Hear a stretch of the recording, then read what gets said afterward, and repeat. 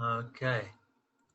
After I've given you permission. Okay, so this is for, let me go to the next chapter. Sorry about this, guys. I missed the place here. Okay, 39 Melochet. So this is for Refer Shlema, for Ayala Hart, Darren's wife, who's having a procedure. Ayala Bluma Baschaya Sasha, and my mom Shifra Simcha Batyeta, and my dad's cousin's wife, who's critical in hospital, Reina Batshana, and all Cholim of Klal Yisrael. Amen.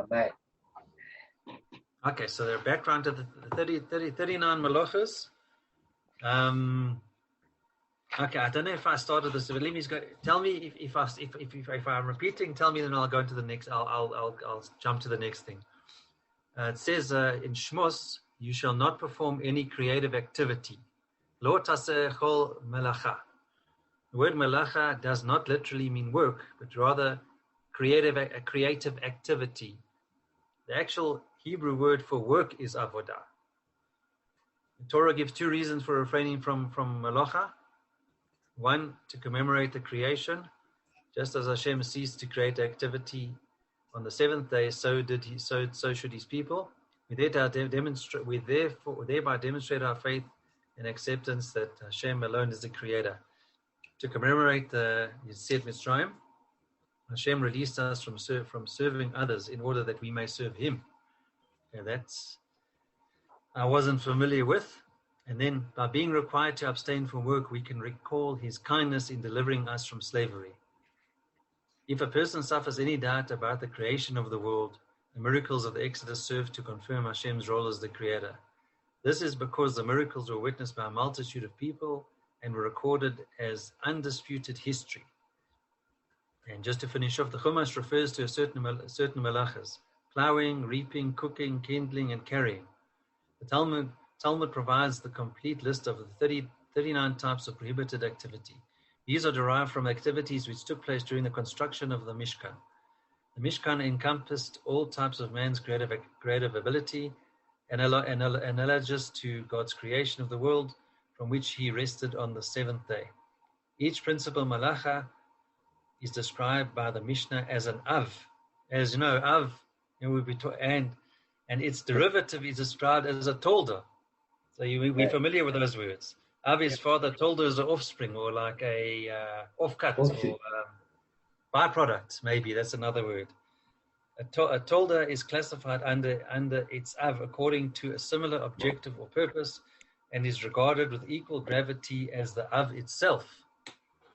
So that's fortuitous that we've been learning about av and toldot, Damon. Yeah. How's that? At least we know now. I probably read that a couple of years ago, not knowing what's av, and now I know. Thanks to you. Okay. But Damon covered this. You remember when he did the comparison between Shabbos and Gemara Shabbos, and the Toldot, that was an exception. Remember that? Yeah, between the Av and the Toldot. It was in the very first daf. We discussed the difference between Tumah, if the Av and the Toldos were the same compared to Shabbos. That was a discussion in 2a. And then based on Rav Papa's question, you remember. Mishnah. The final few Mishnahs of the previous chapter dealt with the laws of an ox that gores. This chapter continues by delving more deeply into the details of these laws. The first Mishnah cites a dispute regarding a tam ox that gores a number of oxen. If an ox gores 4 or 5 oxen, one after another, while remaining a tam, its owner pays the owner of the last of the gored oxen his half damage payment from the body of the ox that gored. The last victim is the first to be paid. And if it, therefore, the ox that gored is worth more than this payment, the excess is returned to the owner of the one that came before this one, therefore to the owner of the second to last ox to be gored. And if the ox that gored is worth more than the payment of the last 2 oxen, the excess is returned to the owner of the one that came before this one, and therefore the owner of the third to last ox to be gored. This is the rule.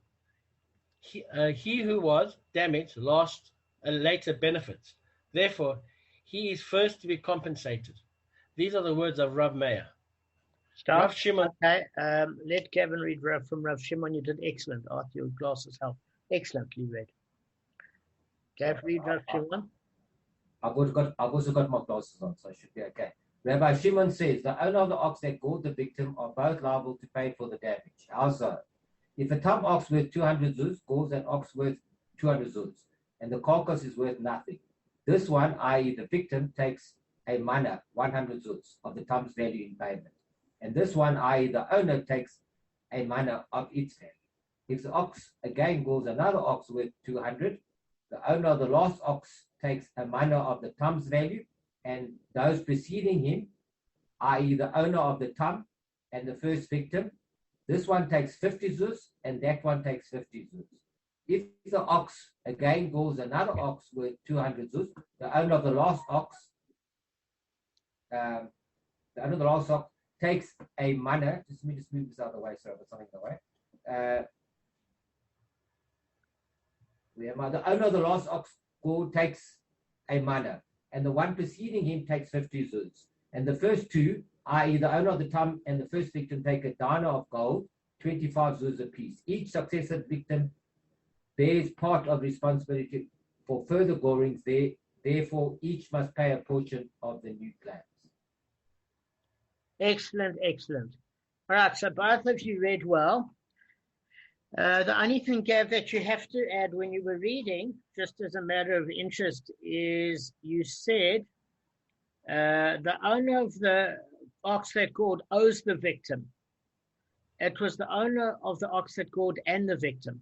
But I can understand why you read it like that, because generally he does owe the victim. You know what I'm saying? So it's just a slip. Okay, so it's my fault. It's not an issue at all. So, Kevin, what I wanted to show you is the reason why everybody has to do prep is because if you can see, the Gemaras in the second book are going to get increasingly harder, much harder. Okay, and what I'm going to do is break it down for you. But if you think, or anybody thinks that you can understand it on first reading, I'd be surprised, because it never took me the first reading. I plowed at this for 3 hours. This took me a long time to understand. Yeah, it took a while. So I figured out the easiest way to break it up blow by blow, and I'm going to share it with you guys and share a screen and explain to you concept by concept. And once I've done that, we'll put it all together seamlessly. Don't worry, it's going to be a pleasure. When you do go back to Israel, then what will happen is both of you will have the book for yourselves, as we discussed before, and then Kevin will give it to Arthur, his book. Okay. At the moment, what I'm going to do is I'm going to read to you, and we're going to discuss basically Rabbi Meir to start with. So I'm going to share the screen and explain it to you. All right. Let's just break this up piece by piece. I'm going to teach you how to learn Gemara. All right. So the first thing of it is, what is your first question? How can an ox that goes 4 or 5 times remain tam? That should be your first question. Okay. Kev, it says if an ox gored 4 or 5 oxen, one after another, while remaining a tam, the owner pays of the last of the gored oxen is half damage payment from the body of the ox that gored. So just hang on one sec. So how do we know it's tam payment? It says half payment damage from the body of the ox that gored. So that indicates that's the classic view of the tam. 2 leniencies, half what you owe to the maximum worth of the attacking ox's body. Good. But if an ox scores 4 or 5 times, how could it possibly be tam? Does anybody have an answer for this? Or simultaneously. Okay, so let's address Kevin's question. The reason why I want to give Kevin a chance is because Kevin didn't have the Gemara in front of him. So even if you guys learn to know the answer from learning, that is appreciated. But I went over it in school, but it was difficult. I rented it. It was, as you said, very complicated. Okay, so basically what you've got to know, according to Rashi, is the 4 or 5 oxen that were gored is just an expression. Whether it's 4 oxen, 5, 6, or 3, the issue is anything more than 3 becomes what? Yes, if what? If it was, if it had gored for the second time, the third time, after the third goring, it becomes muad after being tam. Okay, so there is a discussion in the Gemara. Can I add something? Can I add something quickly? Sure. So it has to be 3 successive days. This is one occurrence. When it goes into 3 or 4 or 5 people, it's your first occurrence, really, of going into all of them on the same day. So we learned before, I'm not taking it from here, I'm taking it from originally when we learned it, that it had to be 3 successive days. Okay. You remember that? I remember that, but it was a discussion, I think, between Rabbi Meir and Rabbi Yehuda, as far as I know. I think it could have been on the 17th up. And the discussion was very specific.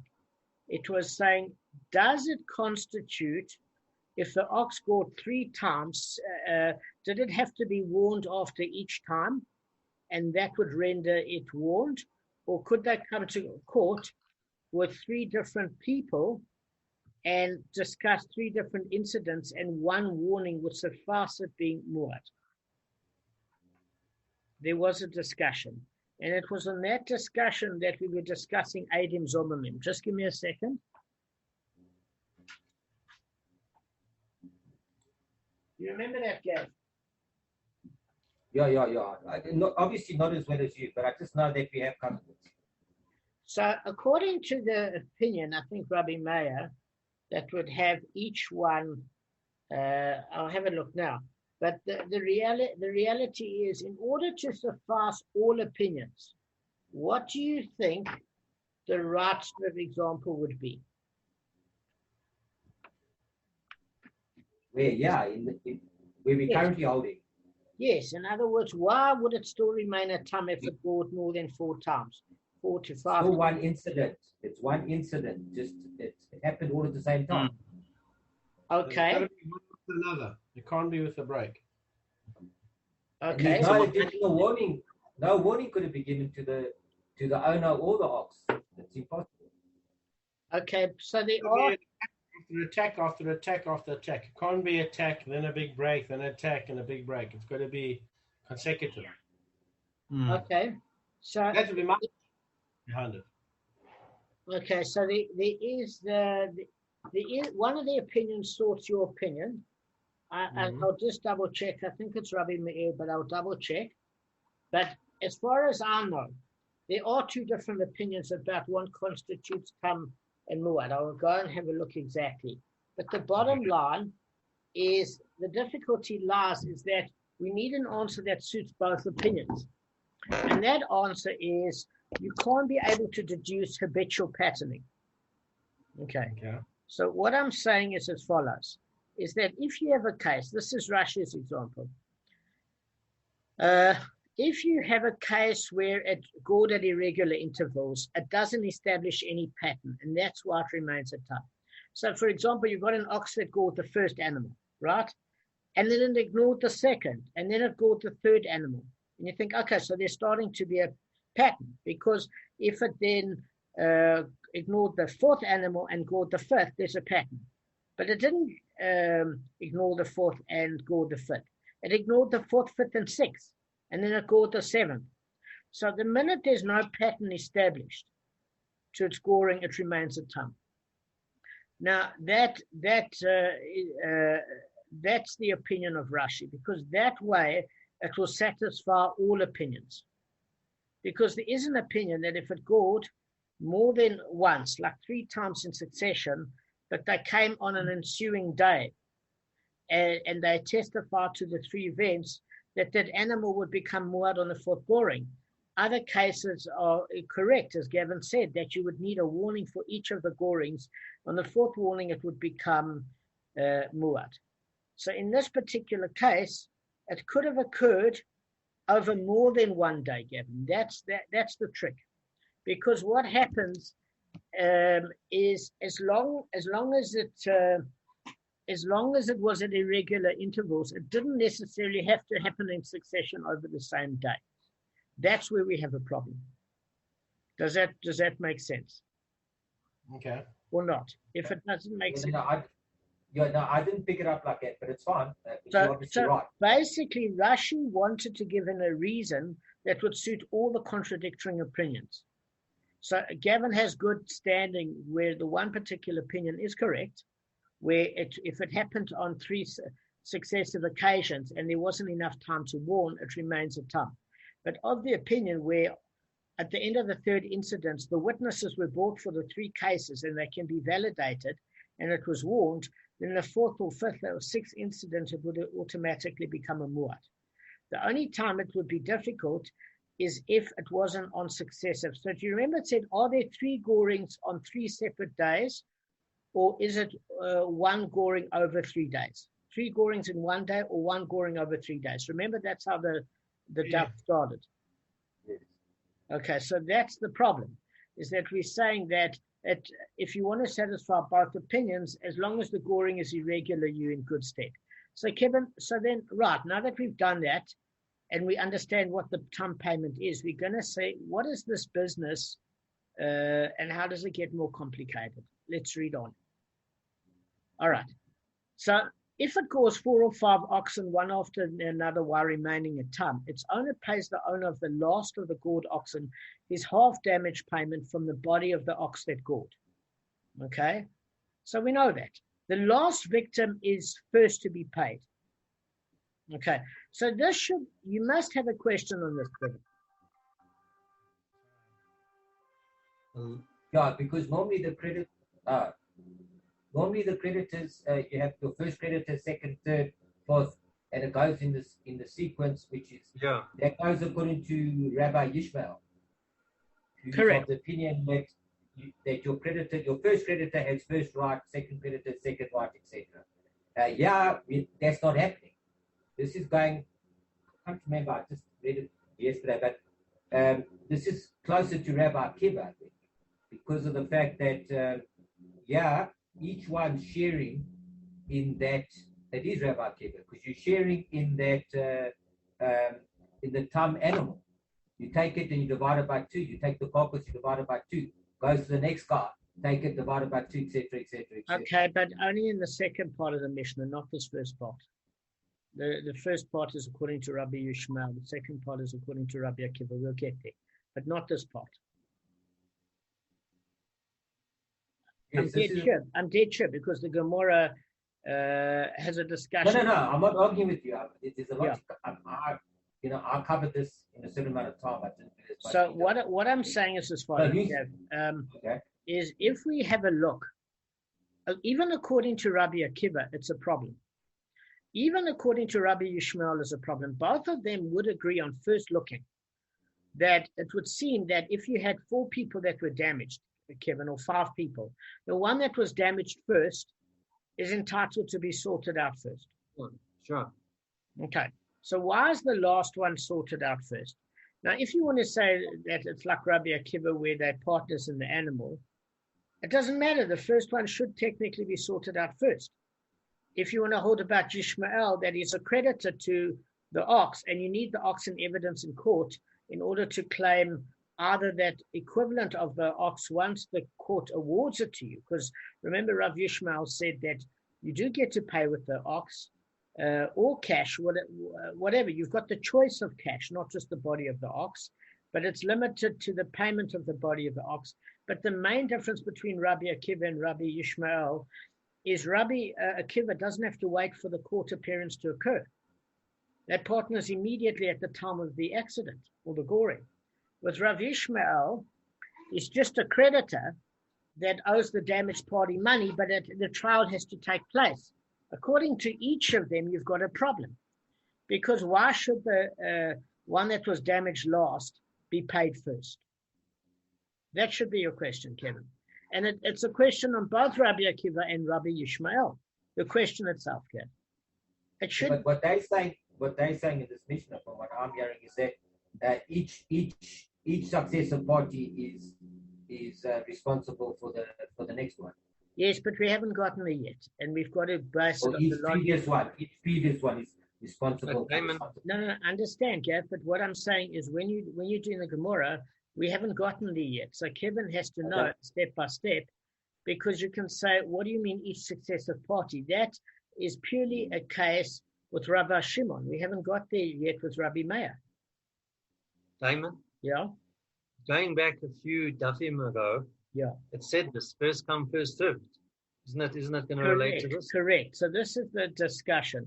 Is Gavin, before you bring the second part of the Mishnah, which we're not discussing yet, which is Rabbi Shimon, we're discussing Rabbi Meir first. And according to Rabbi Meir, if you have a look, both according to Rabbi Akiva and Rabbi Yishmael, there should be a problem with the last person that was damaged getting paid. Because as Kevin said, when we look at a few dafs ago, there was a discussion, why does a damager get it before a creditor?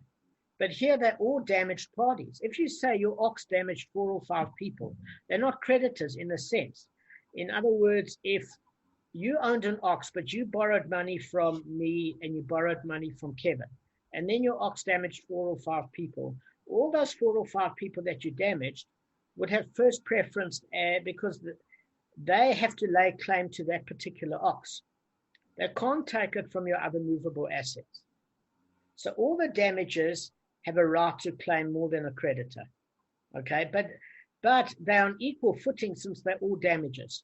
So if they're all damages, the first damages should be paid first, whether you're dealing with Rabbi Akiva or Rabbi Yishmael. Either way, according to Rabbi Meir's explanation in the beginning, they should all be able to collect from the first ox. Do you understand what I'm saying? It's going to play out explaining why this is not so. But this is the case even now, until we get to Rabbi Meir, Rabbi Shimon, that's going to clear that up. So based on this, do you have any suggestions so far, guys? Suggestions in what way? As to how to... As to why. Why do you think on pure logic that the last one gets... It's pure logic. Why would the last one get paid first? You know it, Gavin. I know you know. Just say it in a No, but I said it earlier because each prior one is responsible for the next one. No, but you never said it in a way that's clear. Try it again. I know you understand it. Anybody listening to the shiur doesn't know what you're talking about. You know because you've done the prep. You've got to say it in a way that if somebody was listening for the first time, they'd understand what you say. Try it again. So what happens? All right, let me try. So what happens is that so your ox goes and it damages, causes damage to the first ox that it encounters, right? Then it moves along and then it causes damage to another ox, all right? So, and it keeps doing this 3 or 4 or 5 times. So in essence, it's damaged, let's say 3 oxen, 4 oxen, let's say. So the first one, if it's 200, let's say your ox damages the damage party's ox, and your ox is worth 200 and his ox is worth 200. Now his ox is worth 0. So what happens is, because his ox is worth 0, they share. This is where the Rabbi Kibbutz comes. They share in the as regarding the body of the but we're not of there the animal that causes damage. No, but I'm not doing Rabbi Kibbutz. So because each one, so what I'm saying is because each one's sequential, it's part of the beginning. It's not part of the end. No, it's not, Kev. I've done this, believe me, backwards. No, I know that. And I remember. I'm telling you what the area. No, I'm not criticizing you. I'm telling you what the area is here. What you're saying is when they share, they can't share unless you're holding like Rabbi Akiva, and you can only do that if you've gone to the point of Rabbi Shimon. So let me just give you, Kevin, a very No, but they're not sharing. What happens is the end people share they share in the carcass and they share in that. It's 100. I mean, they land up with 100 to share. Then the second one gets less, and the third party gets even less. So it goes down to 50, and then it goes down. Why does the last one get paid first? Just give it to Kevin in a simple way. I'm trying to extract something simple from this. Because he's the only one who's done nothing. He's done nothing wrong. Yes. Okay, so that's what I. Yes. Yes. No, so Kevin, let me explain it to you in a simple way. Gavin copped it. If my ox has damaged 3 or 4 other people, right? Then what happens is the reason I pay the last one first is because when my ox, say we're talking about a case where where my ox has damaged you, and it's damaged a whole lot of people, and you're the second one to be damaged or whatever, you scared, there's only one ox to go around, and you only paid if you can present proof, Kevin, of that particular ox. In other words, even according to Rabbi Yishmael, if you can't bring that ox to court, you lose your case. We learned that in the previous stuff. If you have two oxen, and you take those two oxen and one of them goes missing, and you don't have, there can be an argument that says which ox did the damage. So you would need to have both the oxen in order to have a claim in court, unless you were sure that that tam ox did the damage. Because Kevin, if the one tam ox was bigger than the other, who's to say that the bigger one did the damage? Were you extracting more money? So even if, according to Rav Yishmael, it's seen as a creditor, you still need to present that ox in court to determine the value of the attacking ox's body in order to say the limitation of payment. Does that make sense, Gavin? They're not partners in it, still a creditor, but you need that ox as evidence. So what we're saying is, Kev, you're falling asleep. Mm-hmm. What we're saying is that if you've got an ox and it damages me and it damages a whole lot of people, I'll take your ox and I kidnap it because you owe me money. I seize the ox because I'm scared that one of the other damages will take the ox. Okay? And because I'm scared that one of the other damages that takes the ox, say it's only damaged me and somebody else your ox. I don't want the other guy to get your ox in court. I want to seize it first, but I was damaged after the other guy. In all fairness, he will be paid first because he was damaged first. And I don't want him to be paid first. So I kidnapped the ox. And because I've got the ox, even though I was damaged second, in that particular case, I win. Now, if under my care that ox does damage, Kevin, then I'm liable, even though I'm a damaged party, because I let that ox damage somebody else. While it's in my care, I'm a custodian of that ox, okay? And therefore, it's like I borrow a car from Gavin because my car's at the mechanic. It doesn't matter.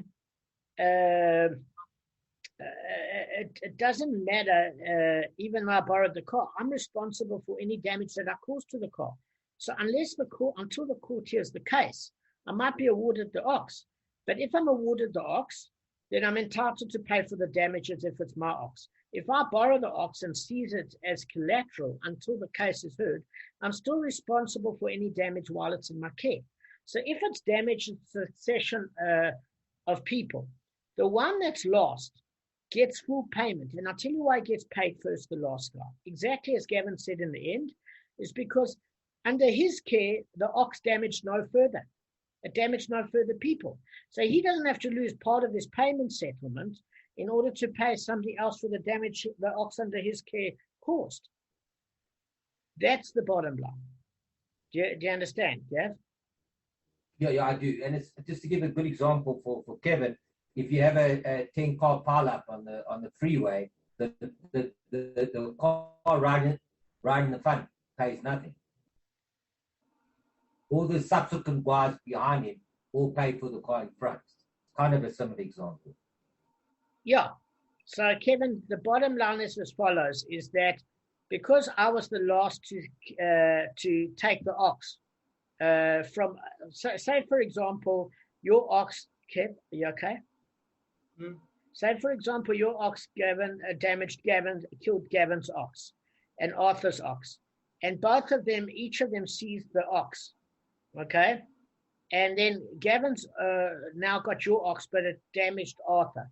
So even though Gavin's entitled to some payment from you, Kevin, because you originally owned the ox that damaged him, he's now damaged Arthur and he has to pay Arthur. So he might lose all of his money or he might lose some of it. Then Arthur has the ox. This ox is no good. It might not be moored yet, but it should be. So then Arthur's ox damages me. Now, under my care, I've got this ox under lock and key. I don't want it to damage anybody. Therefore, because it damaged me, I'm entitled to recover my payment, but I don't lose any of it because under my care, that ox never damaged further.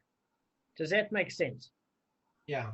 All right, so once we've got that sort of concept, we're going to end the shir and do a another quick one, but I'm going to go in much more quick logical sequence.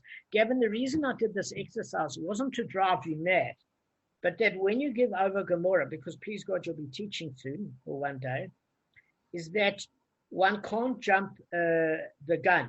The issue of Rabbi Akiva and Rav Yishmael only comes in the Gomorrah side once you've got a comparison between the two parts of the Mishnah. But while we're reading Rabbi Meir, there is no evidence in terms of partnership at this point at all.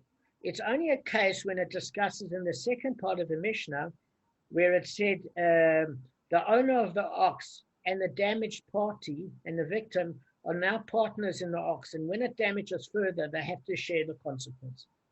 But that's only in Rabbi Shimon's part.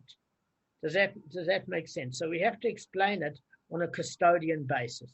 I was saying to you as follows. I know you and Arthur know it well. You've done prep. Kevin's been in quarantine. It's been difficult. All I'm trying to say to you is that it's actually more complicated because what we've got to do is take the most complicated Gemara and put it in the most simple way.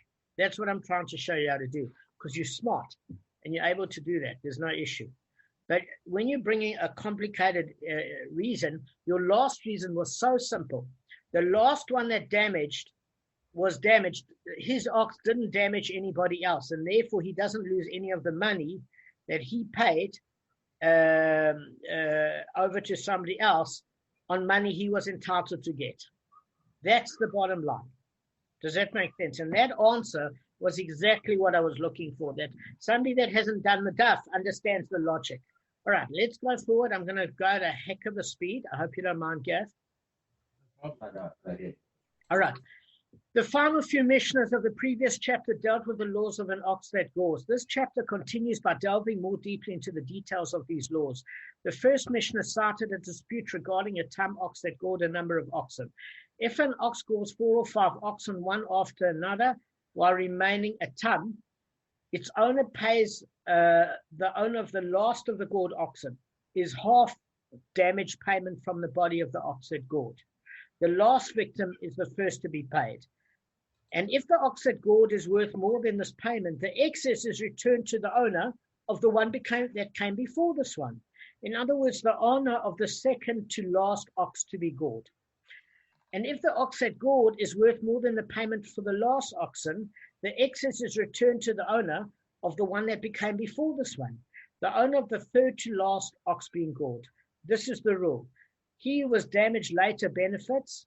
In other words, is the first to be compensated. These are the words of Rabbi Meir. Okay. So, Kevin, when we're doing that particular Gemara, what we can see is as follows. Bottom line. The last one is paid first because he gets that benefit because he was very scrupulous in looking after that ox that he seized. It never damaged anybody else. So, therefore, he's entitled to first dibs in terms of full compensation for the half payment that he is owed for that ox that he seized. Okay? That's why he comes first. He was diligent in looking after the ox, as Gavin said. But what happens is sometimes you might have a very big ox that did the goring, but you might have killed my ox. But my ox was a puny ox, and you only have to pay me half damages. So since my ox was lost and didn't damage anybody else, I got paid whatever I was owed, half payment damages. But this is a big animal, so there's extra money. So what happens with that extra money is the one that was damaged previously to me gets paid, okay? And according to that, if the ox isn't big enough to give him his full settlement, tough. He gets whatever's left. In other words, if he's owed also 100 zuz, but the balance is only worth 80 zuz, he gets 80. Why? Because he's lost out on that sort of benefit simply because his failure to look after the ox properly. And he owes me damages for the particular negligence that he never looked after his ox, and it then damaged me further. That's why he gets paid second. And if he manages to get paid in full, then the third one is in line. In other words, what do we mean the third? Not the third as in the first that was called the second and the third. We mean the third to last. The last one gets paid. Then second to last gets paid. Then third to last, fourth to last, etc. Now you're going to run out of money. So there's two ways to look at it. The last one gets paid because he wasn't negligent at all. He gets paid in full. Whatever, not full damages, half payment damages from the body of the animal, but I'm saying he doesn't have to further take that money to pay somebody else because he wasn't negligent. Fine. Then the second to last has to pay me for damaging my ox, and that gets taken into account. So he loses some of that money because he has to pay me. And the third to last has to pay the one before me because he let his ox loose to damage the previous person to me. So very seldom will there be an ox fat enough to sort out all parties. So the second party gets paid what is fully owed, and it's his responsibility to pay me. That comes out of his share. However, if there is money left over, the third to last gets paid. But the question should arise is that maybe as the last person getting damaged, and my ox, in other words, I was the last one damaged. There's three of you. Okay. Now, even though I was the last one damaged, if I don't grab the ox, the first one that was damaged is entitled to get paid, but possession is 9/10 of the law. Whoever seizes the ox gets first dibs at payment. Okay. Even if chronologically there was a damaged party that came earlier. And because I was so careful and my ox never damaged anybody further, once I got paid in full, what you could say is maybe there was an extra 60 zuz left over, Kevin. Because the ox that attacked my ox before I seized that attacking ox was a hefty ox. So I got paid my 100 zuz worth of damage. Maybe there's 60 zuz left over. Why don't I give to you three damages 20 zuz each because you were each damaged? That's the question that the Gemara asks. Why is it that the person previous to that is then first in line and he gets entitled to everything owing to him, bearing in mind he has to pay me for his damages? That's a separate issue. And if there's anything left over, it goes to the third, etc. Why isn't it a case where it's shared? So that's one of the questions that comes up, Gavin. Are you able to answer it or not at this stage?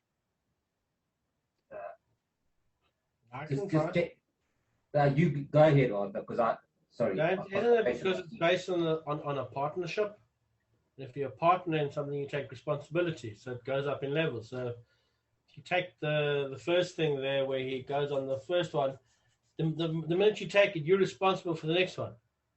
So you're going to lose your share. But that would exactly prove my question. It's not a dispute. Yeah. It's proving of my question. Oh, you want to dispute it?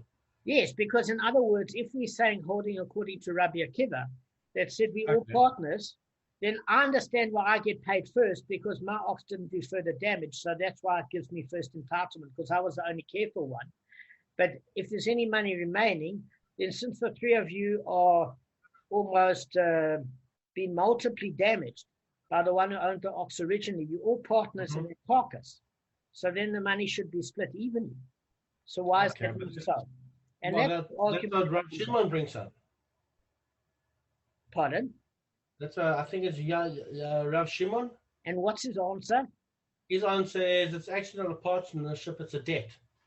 Okay, because of a debt, the first one gets paid, and whatever left over, the second gets paid. If it's not enough to go third one, too bad. So that's what Rav Meir brings up, not Rav Shimon, but you're thinking. Oh, Rav Meir, sorry. No, you're thinking. All right, so Kevin, we're going to unfold it in this manner, okay? So if it's confusing to you now, it shouldn't be. All I've done is explain to you the order and how it gets paid. But now we understand why the last one gets paid. Does that make sense, Kev? He was scrupulous in looking after, in ensuring that his ox didn't damage or that. Yes, because the minute his ox then down the chain of events damaged somebody else, he might get whatever he's entitled to, but then he has to pay that part out. Yeah. That's all we're trying to say. All right, so let me just unravel the Gemara.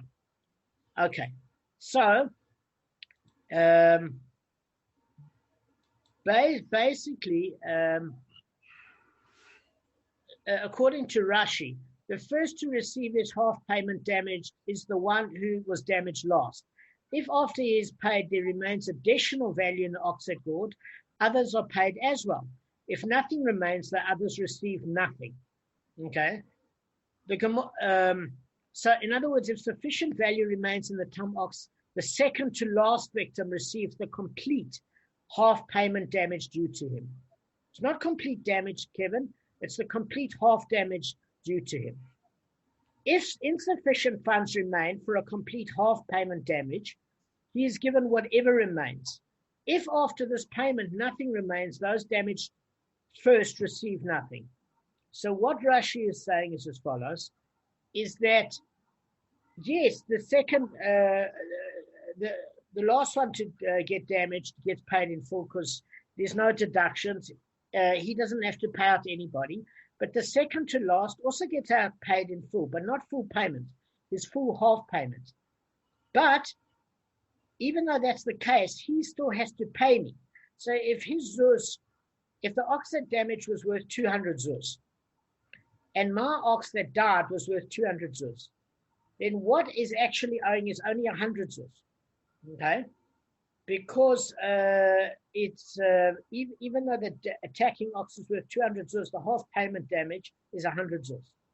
So now, if I'm the last one to get damaged, I get the 100 zuz. If the previous one, if there is still body, if there is still payment in the previous body, that won't come from that extra 100 zuz because that belongs to the original owner, who was not negligent in any way, because once the ox is seized, it's no longer his responsibility if you want to go according to Rabbi Yishmael. Does that make sense, Gav? There's no responsibility as far as that's concerned. Okay.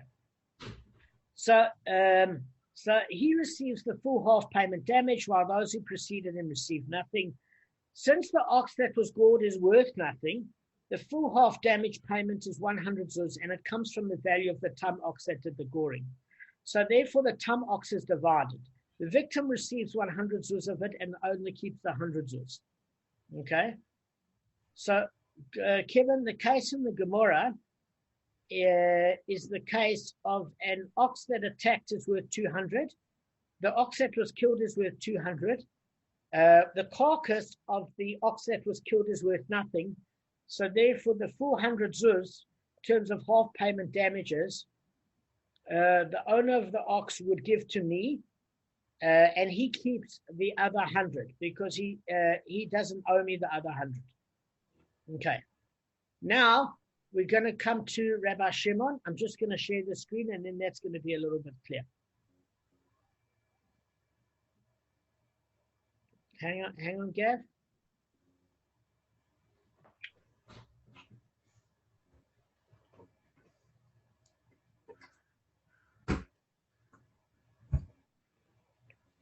Okay, so Gav, you want to read this part?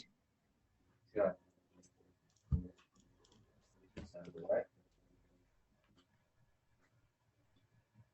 Okay. Rabbi Shimon says the owner of the ox that gored and the victim are both liable to pay for the damage. How so?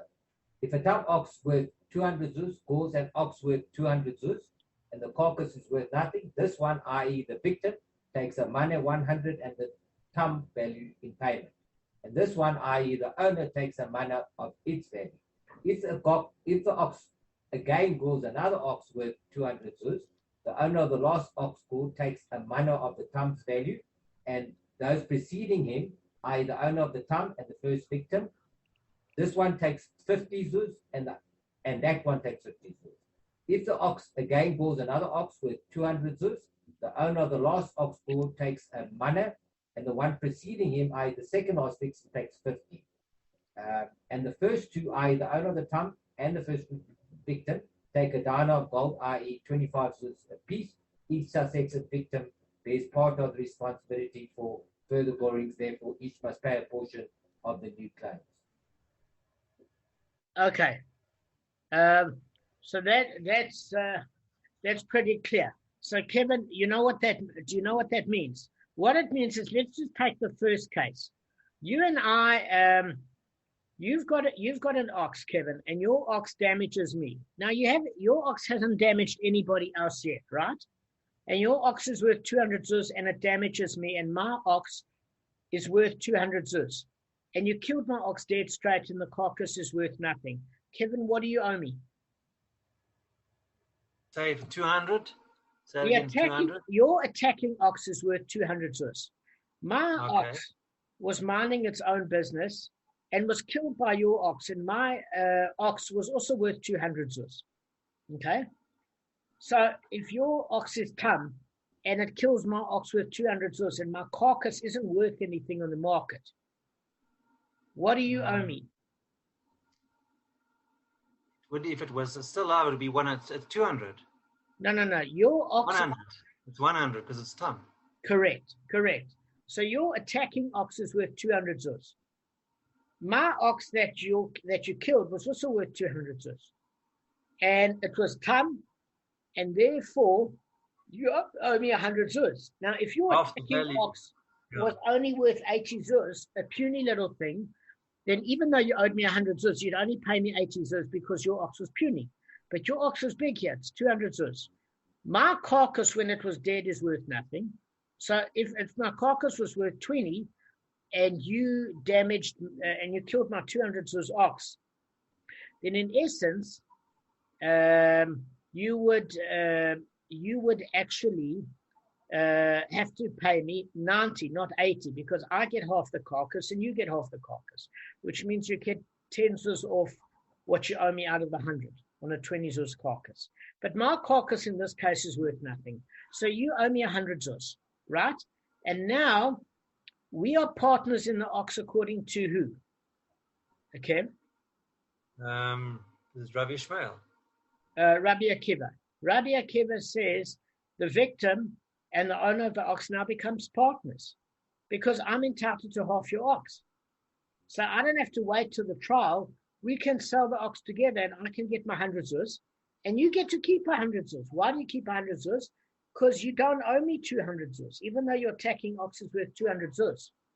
You only owe me 100 zuz. You're not entitled to give me the 200 zuz. You're only entitled to give me 100 zuz on what the damage was, because you owed me on my 200 zuz ox only 100 zuz because your ox was tam. Are you with me? So your 200 zuz ox that we sell together is actually only the 100 zuz goes to me and 100 zuz goes back to you. Is that clear? Okay. Yeah. Am I making sense? Yeah. All right. So what am I saying? So if what all you said, let's say if two oxes are both worth 200 zuz, and the attacking ox kills the other one, and the carcass is worth nothing, it's the damager is entitled to 100 zuz. Correct. It's tam. That's correct. So now, according to Rabbi Akiva, we partners in the ox. Okay, we partners. According to Rabbi Ishmael, you only owe me. You can pay me from the ox, but you can also pay me money, whatever you prefer. Whereas according to Rabbi Akiva, you have to pay me on the animal. You can't pay cash. Okay. And according to Rav Yishmael, you have to wait until the court case. According to Rabbi Akiva, we can sell the ox together and you pay me what you owe me. So great, we are partners in this business venture. And unhappy partners, but we are partners. Okay, so now I have the ox and we partners. And now all of a sudden, this ox that we both partners are in now ends up doing what? It ends up attacking somebody else. And it attacks another ox worth 200 zuz. Okay? So what do we owe that second person? We owe that other person 100 zuz because his ox is dead. It's worth 200 zuz. It's tam. We only owe him 100 zuz. Again, his carcass is worth nothing. But what we're saying is that 50 zuz payment comes from me, even though I was the first victim, and it also comes from you, Kevin, because you were the original owner of the ox. So your question would be, why would I pay as the victim, the first victim, for the damage your ox caused? And the reason is we're partners in the ox. Meaning you become an owner basically of I the become ox. part owner. In other words, if your ox is only worth 100 zuz, I take over your ox entirely according to Rabbi Akiva. And then if I take your 100 zuz ox and I tax some, and my ox attacks somebody else and their ox was worth 200 zuz, and I owe him 100 zuz, he gets to keep the whole animal. I lose out on the benefit because I didn't watch my animal either. It has nothing to do with you. So in other words, your ox attacked me at first. Your ox at that time was worth 200 zuz, okay? Then we both partners in the ox, and you have 100 zuz share in your ox, and I have 100 zuz share. So if we partners, we both have to look after that ox. And failure to look after that ox means we're both responsible for damage should it go a second party. Does that make sense? If your ox was puny and was only worth 100 zuz, okay, and you owed me 100 zuz worth of damage, I take your full ox. Then whatever that ox does in future has nothing to do with you. But why are you involved with it, even though that ox might have been under my care? In other words, you either want to say, I seized the ox, at which, Kevin, you might say, well, what does it have to do with you? Because I seized your ox in terms of payment for the court date. What does it have to do with you if my ox in my care damaged somebody else? Why should you pay anything? And the reason is if you're holding by Rabbi Akiva, we're still partners in the ox, which means we both stuck together, like on the Titanic. So whether it's under your care, I could maybe not seize your ox so far. It's under your care. Say, listen, Kevin, I trust you away to go to court. We're partners, but we can go to court, or sell it for me. We don't have to go to court. We'll split it. But in the interim of doing that, it damages again. Why is it my fault as the first victim? Because the minute we become partners, whose ever care that ox is in, we're now stuck together. Okay? That's according to Rabbi Akiva. We stuck together. According to Rabbi Yishmael, we wouldn't have this case. Why? Because according to Rabbi Yishmael, your ox damaged me and cost me 200 zuz. You only owe me 100 zuz. If you only owe me 100 zuz, you sell the ox and you pay me the 100 zuz and you keep 100. Or I seize your ox as collateral until the court date. Now, if the ox is in my care, according to Rav Yishmael, I'm merely a creditor that owes you money. I'm seizing the ox in order to get paid from the body of the ox or the cash equivalent, because I don't trust you that you're not going to say that ox ran away. So I'm seizing it to protect myself. But then if the ox in my care damages, it's not your fault, Kevin. You don't have custody of the ox. That's according to Rav Yishmael. It would be my fault entirely because now I've taken responsibility. But if you're holding like Rabbi Akiva, whether it's in your care, and as the victim, I'm not happy that in your care it damaged again, tough. I owe half the damage because we partners half in this case. If the ox is in my care because I seized your ox and I was negligent and it damaged somebody else, and you say, well, what does it have to do with me? I've paid you. We partners, tough. So either way, we both pay 50 zuz each. So in actual fact, I get paid fully from you from 100, but now I've caused 100 zuz to somebody else, or you caused 100 zuz, but we partners. We both have to come up with 50 zuz each to compensate that person, according to Rabbi Akiva. This is what Rabbi Shimon is saying. Okay? And what happens if it damages a third person? Well, Kevin, let me show you how this is going to work. So now there's a third person that got paid. I'm the first person that was damaged. The second person is now got paid 100 zuz, 50 zuz from me and 50 zuz from you. Now the second person was also negligent with this ox, or maybe he wasn't negligent. Maybe this was a mole crazy ox, and it went to attack somebody else. Now we all three of us are partners. Okay, let me tell you, he's the biggest partner because he owns 100 zuz of that ox. And we own 50 zuz each of that ox. So we quarter partners. Okay, we 25% owners each. And he's a 50% owner.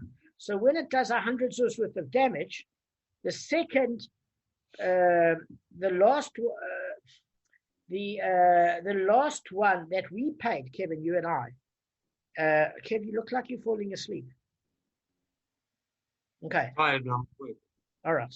So what I'm saying is that now our ox damaged Gavin. Okay, so then we paid 50 zuz each to Gavin because his ox was worth 200. We owed him 100 zuz, half payment damages. We were partners. You weren't happy because, or I wasn't happy. Either one of us had the ox, but we stuck together. So in that way, we paid Gavin 50 zuz each. Now Gavin decided to seize the ox in terms of payment. Now Gavin, the ox in his care, ends up damaging Arthur. Now Arthur's ox is worth 200 zuz, and it died, and Arthur's ox is only worth only entitled to get paid 100 zuz. Okay, and his carcass is worth nothing. Now where's that 100 zuz going to come from, Kevin? It's going to come from me, you, and Gavin. Is that fair? No, maybe Gavin was at fault and he should have looked after the ox. Or maybe the ox isn't in Gavin's care yet, but Gavin was the last to be paid out, and maybe it's still in my care or Kevin's care. It doesn't matter according to Rabbi Akiva whose care the ox is in. It matters. He's right, though. Can I just add something? We all owners. Kevin, talk. We all owners of the owner. That's why they all are. Correct. So Rav Yishmael is big on who was the last custodian. Rabbi Akiva says it doesn't matter who was the last custodian. You're all in the business together here. Okay? So now Gavin is the biggest shareholder. He's got 50% of the ox because he was the last to be damaged. So he got 100 zuz. Now, bearing in mind, I also got 100 zuz from Kevin, but I blew my 100 zuz paying Gavin half, and Kevin had to have his 100 zuz remaining of what the animal was worth and pay Gavin half as well of 50. So we both paid Gavin 50 zuz each. Now Gavin's got the ox, for example, or he doesn't, or whatever, and the ox damages Arthur. Now Gavin's got the biggest share. He's got 50% of the ox, and that ox, the attacking ox, is worth 200 zuz. So Gavin has to pay 50 zuz, okay, because Arthur's only entitled to 100 zuz, half payment damages for his 200 zuz ox. Gavin gives 50 zuz in the kitty. I have to give 25 zuz in the kitty, a quarter, and Kevin has to give 25 zuz in the kitty. So together that makes the 100% shares, which is enough to pay Arthur in his particular share. Does that make sense? The only part that doesn't make sense, Damon, there's only 100 zuz to go around from the first ox. No, I'll explain it to you. There's not. Okay. There's not. Good question. It's a great question. The attacking ox is worth 200 zuz. Let's start this again. Attacking ox is worth. Kevin's ox attacked me. My ox that was dead was worth 200. He only owes me 100 zuz because the carcass is worth nothing. So I get to keep the 100 zuz. Great. Yeah. Kevin keeps his 100 zuz. Fine. But until the point at which it's sold, we're still partners in that ox 50-50. Okay. Now our ox damages Gavin. His ox is worth 200 zuz. But because it's a offense, we only owe him 100 zuz. But that 100 zuz doesn't come out of my share because we're not holding according to Rav Yishmael. Rav Yishmael would hold that since I'm the last custodian, it has nothing to do with Kevin. I seized the ox. It's my problem. So it has nothing to do with Kevin. I have to pay the 100 from my share. Okay? But according to Rabbi Akiva, because Kevin's just a creditor, I only need the ox to seize it for court to appraise the animal. Okay? But once it's in my care, it's not Kevin's problem.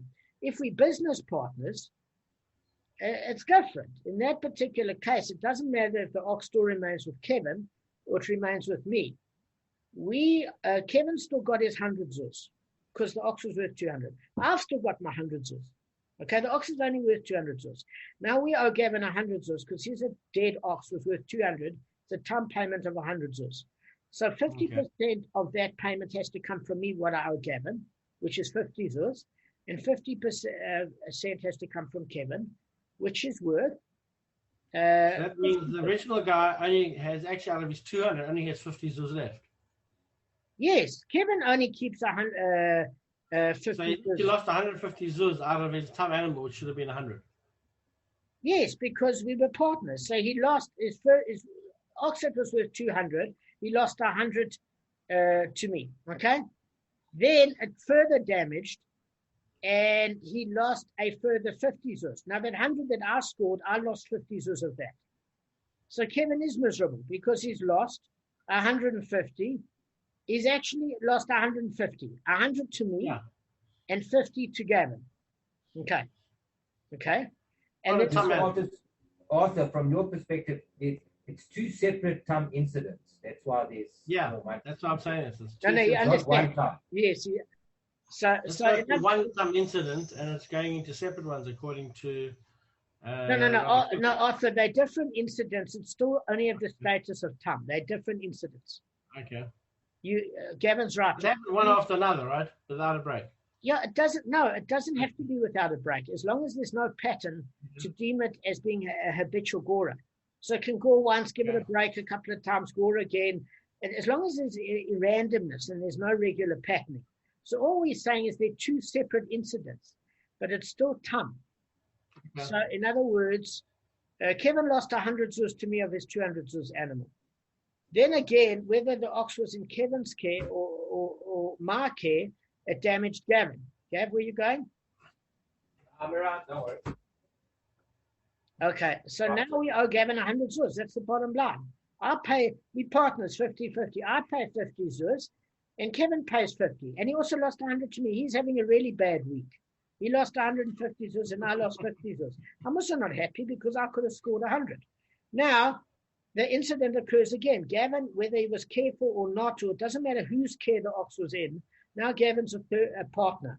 Now, I own a quarter, 25%, because I've got 50 zuz left. Kevin owns 25% because he's got 50 zuz left of a 200 zuz animal. And Gavin's a 50% shareholder because he's got 100 zuz left. Now the ox damages Arthur. It doesn't matter whoever's custody the ox was in according to Rabbi Akiva. It doesn't matter because we're all partners. So now you need to get paid 100 zuz, Arthur, because your ox that was killed was worth 200 zuz. So you're only entitled to half payment. So we have to come up with 100 zuz. 100 zuz. 25. Yeah, just hang on. So 50 zuz would have to come from Gavin. Why? Because he's the 50% shareholder in the animal. Yeah. He got the lion's share at the last. Why did I lose out the lion's share? Because it damaged once after me. Why did Kevin get Kevin's animal damaged twice. So from 200, he ended up with 50 zuz, and now he's got 25 zuz left. So he's having a shocking week. So Gavin's got 50% share. He owes you of 100 zuz. If he has a 50% and a 200 zuz animal, if he owes a 50% share, okay, so it works only on his particular portion. So he's paid 100 zuz. So he only owes you, because Kevin and I are 50% partners together. We're 25% each. Gavin owes you 50 zuz, and Kevin and I owe 25 zuz each. So I'm left with 25 zuz, and Kevin's left with 25 zuz, and Gavin's left with 50 zuz. Okay. And if it takes again, it gets split up again, same thing. Well, there might not be, 25 and a third. Yeah, well, there might not be money left, by the way. That's exactly the reality. It might not. But guys, can you see, according to Rabbi Akiva, it doesn't matter whose care the animal is in. We're partners. According to Rav Yishmael, if it's in Gavin's care because he seized it, why did he or maybe Arthur seized it because he didn't want me to get, according to Rav Yishmael, the court date hasn't happened yet. So Arthur wants to be the first to chap it, because if I came first in terms of the one that was damaged and Gavin came next, I'm going to get paid before Gavin and Gavin's going to get paid before you. If you chap the ox first, you can seize it as collateral and get paid first. Okay? So in that particular case, if your ox in your care after you were the third person gores somebody else, Arthur, then that case you are totally responsible. It has nothing to do with Gavin or I or Kevin. because you're the custodian and you should have looked after your ox. Does that make sense?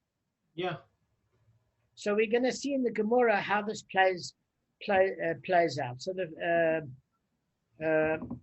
but that's principally the bottom line, is that Kevin, as the first owner, has paid me already or owes me already. He has nothing to do with the subsequent damage once I became the custodian or you became the custodian. He's not partners that continually has to pay for damage. And that's why the question's going to arise, according to Rabbi Akiva. If you hold that, then why aren't the previous partners get to split the money in terms of benefit? If the last one got paid and there were people before, why don't we split it according to our partnership share? Why does it go to the second to last person? Does that make sense, Gavin? Damon, so I've got to sign off here. All right. Listen, guys, thank you. I hope it made sense. About all the different rulings, Damon. Thank you. All the different rulings. All right. Kev, you're teaching now at 3. Yeah, I better send the link to the guy at 3. So.